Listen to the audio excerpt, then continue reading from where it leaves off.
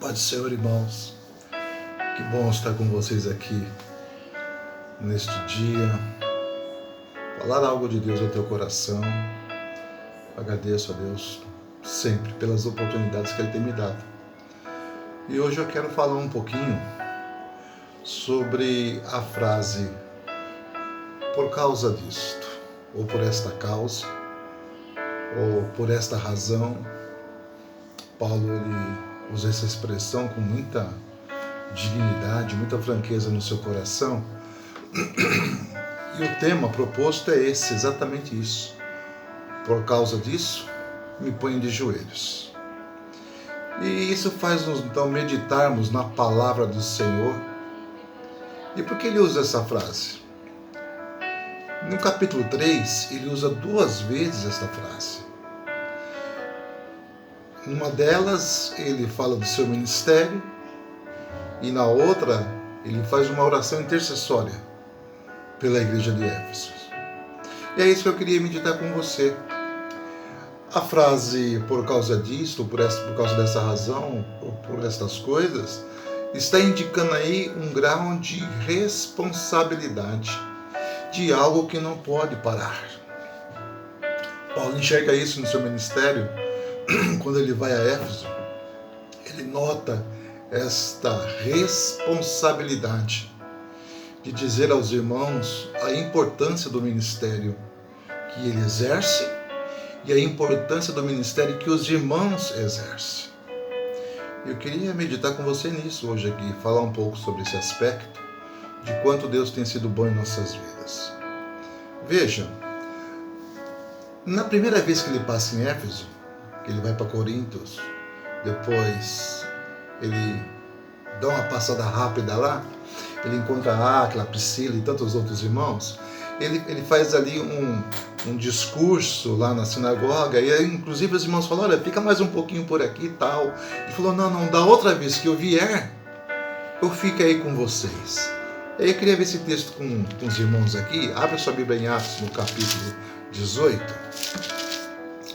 Vamos ver 3 versículos aqui, para ilustrar o que a gente está falando aqui. Olha só, Atos 18, versículos 19, 20 e 21, diz assim, Paulo, ficando ainda ali muitos dias, despediu-se dos irmãos e dali navegou para a Síria, e com ele Priscila e Áquila, tendo raspado a cabeça em Cencreia, porque tinha feito um voto. E chegou a Éfeso, e deixou-os ali. Mas ele, entrando na sinagoga, disputava com os judeus, e rogando-lhes eles que ficasse por mais algum tempo, não conveio nele dizer fico. Ou em outras versões, não conveio ele aí ficar. Interessante aqui que essa Priscila e esse Áquila ali, mais pra frente comenta desses 2 irmãos, que uma grande bênção, grandes cooperadores na vida de Paulo, é coisa tremenda. E ele traz essa questão de que ele foi convidado, não, fica mais um pouco, senão não, eu acho que não é o momento. Irmãos, no seu ministério, o momento tem que ser direcionado por Deus. Lembre-se que o ministério é Deus que te deu, Deus capacitou você. Fique na vontade de Deus. Às vezes nós olhamos as pessoas e com tantas frases, olha, chegou meu tempo, é a hora, espere um pouco. Aguarde a vontade de Deus. Paulo deixa isso bem claro aqui nesse texto, quando ele passa por Éfeso, uma cidade portuária, uma cidade economicamente bem sucedida, uma cidade de aproximadamente 600 mil habitantes, uma cidade grande, com um porte grande, né? Pode colocar uma mega metrópole aí, por que não? Né? Para os tempos, para a época, muito grande. E ele então, ele observa ali que há uma possibilidade. Paulo deixou ali Priscila e Áquila. Olha só a responsabilidade do ministério de Priscila e de Áquila. Quando chegaram a Éfeso, que hoje é Turquia, na Ásia Menor, eles não desistiram. A gente vai falar um pouquinho disso daqui mais para frente. E eles não desistiram. Eles não deixaram de lado a vontade de Deus. O que eles queriam era fazer a vontade de Deus. Eu queria convidá-lo nesta tarde, aqui comigo, pensar nisto. De que maneira Deus tem usado você? De que maneira Deus tem te colocado na obra? Querido, pense com carinho nisso. Paulo, ele tinha uma preocupação toda especial, e eu queria pontuar aqui alguns aspectos da palavra que ele ministra para nós aqui. Primeira coisa, ele fala do comprometimento dele com o Evangelho.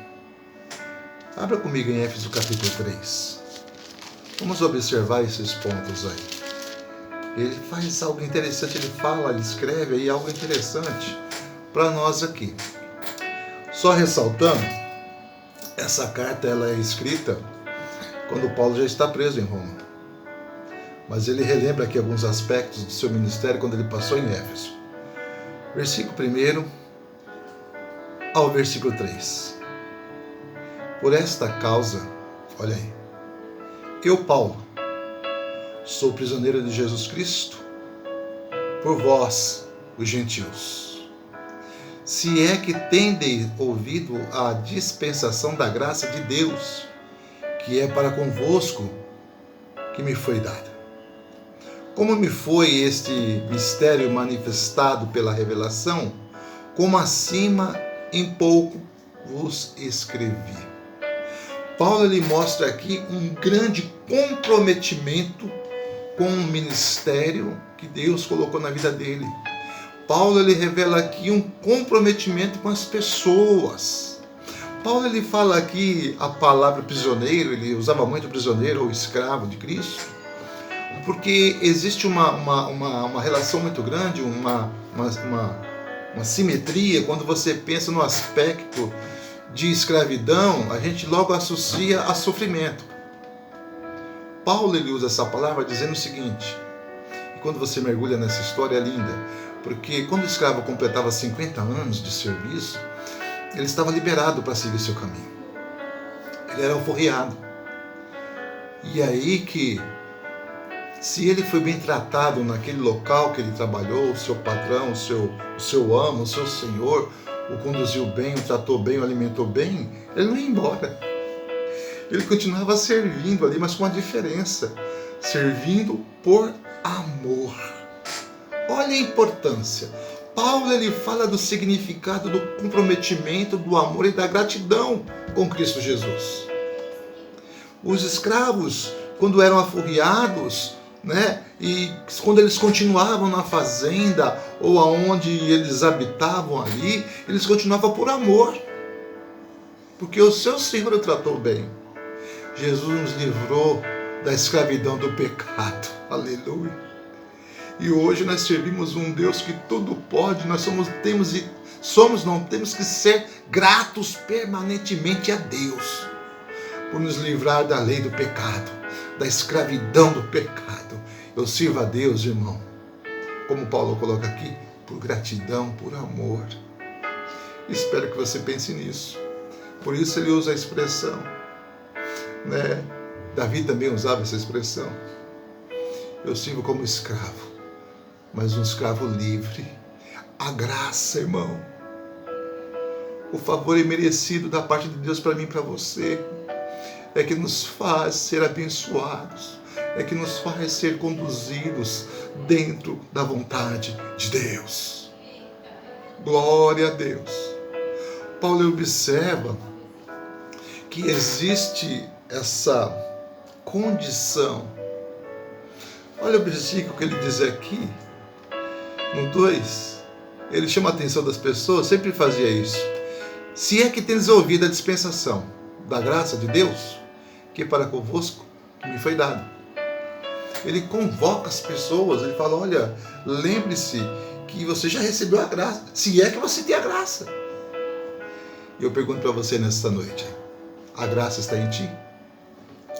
Glorifique a Deus, aleluia. A graça está em você, querido.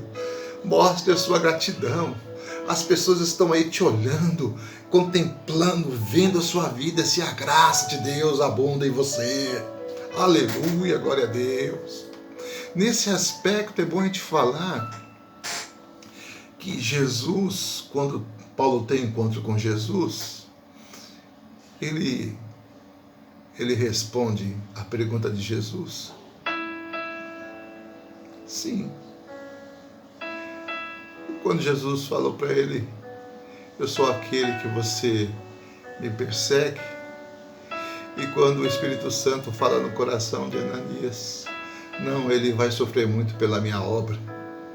Ele é o meu instrumento que vai ser usado nas minhas mãos. Paulo, no momento em que ele vem para os braços do Senhor, no momento que ele entra para a presença de Deus, daquele momento diante, ele experimenta algo sobrenatural em sua vida. No segundo ponto, Paulo fala da responsabilidade do seu ministério, do propósito de Deus em sua vida e nas pessoas que estão participando ali da comunhão com Ele. Lá no capítulo 3, o versículo 4 até o 7, ele coloca isso. Olha, pelo que quando ledes, podeis perceber a minha compreensão do mistério de Cristo, o qual noutros séculos não foi manifestado a seus filhos, no qual noutro século não foi manifestado aos filhos dos homens, como agora tem sido revelado pelo Espírito aos seus santos apóstolos e profetas, a saber, que os gentios são co-herdeiros do mesmo corpo e participante da promessa de Cristo pelo Evangelho. Glória a Deus. Mas, o qual fui feito ministro pelo dom da graça de Deus que me foi dado e pelo segundo a operação do seu poder. Ele fala da graça que flui do trono de Deus para a vida dele. Ele fala da graça ministrada no seu coração. Ele fala do dom do Espírito. Ele chama os irmãos para esta conversa através dessa carta, dizendo que eu fui feito ministro pelo dom da graça de Deus. E você? Já parou para pensar nisso? Pela oportunidade que Deus te deu? Já pensou nisso? Quantas vezes Deus tem olhado para você com olhar de misericórdia? Querido, Deus já separou você desde o ventre da sua mãe. Não adianta fugir, não. Assuma.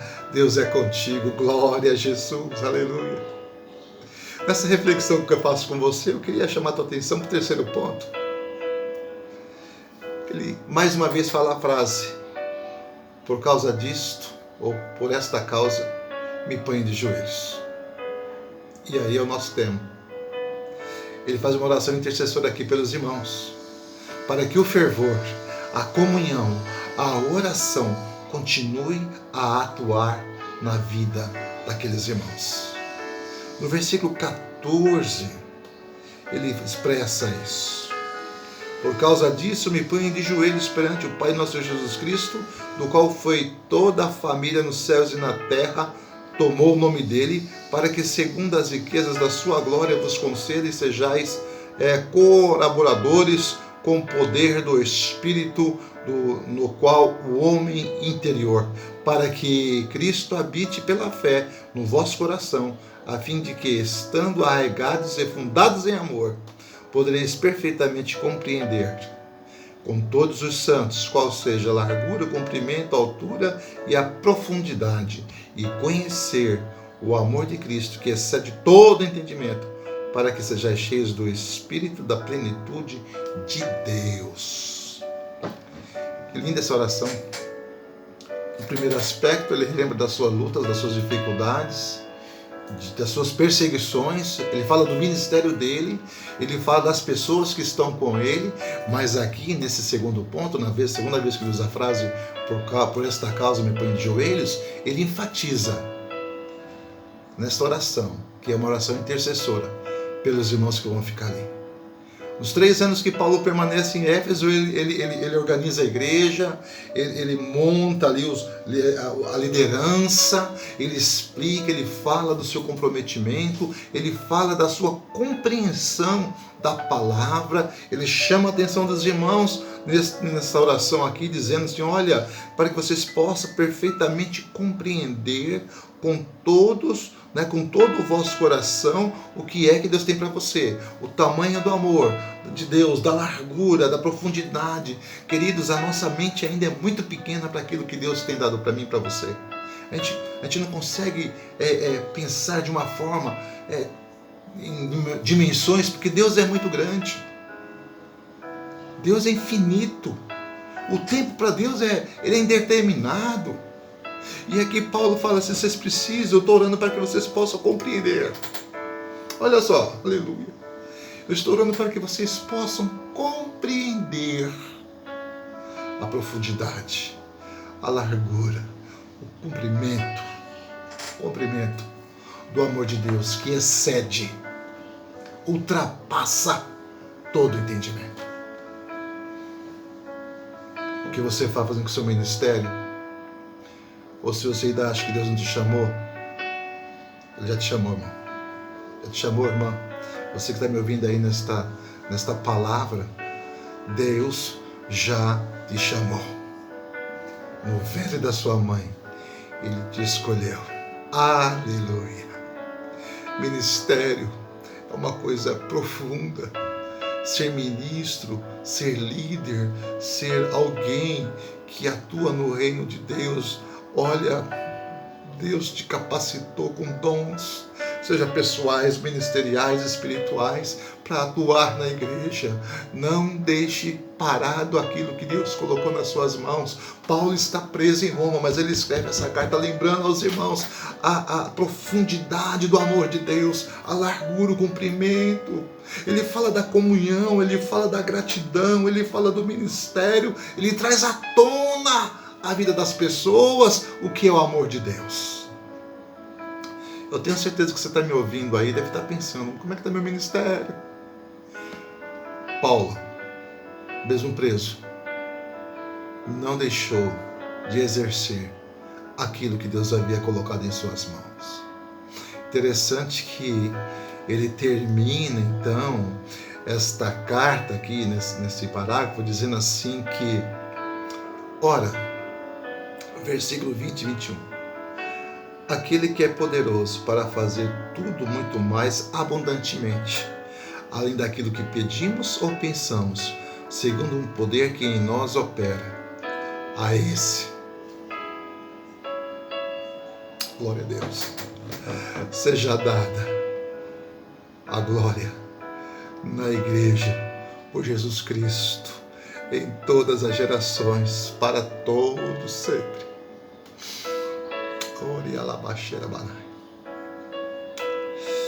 Aleluia. Não espere elogio de ninguém. Espere em Jesus, teu galardão. Faça com amor. Faça com dedicação. Seja grato a Deus pelo que Ele colocou nas suas mãos para fazer. Não importa qual atividade você exerça na igreja, faça para Deus. Ele vai te dar além daquilo que você pediu ou pensou. Mas sempre pense, o que eu estou fazendo aqui está agradando o meu Senhor? Oh, aleluia. Paulo termina isso aqui assim, dessa maneira. Ele enfatiza o grande amor, o grande poder de Deus. Queridos, que Deus possa continuar falando na sua vida, te usando em todos os dias do seu ministério.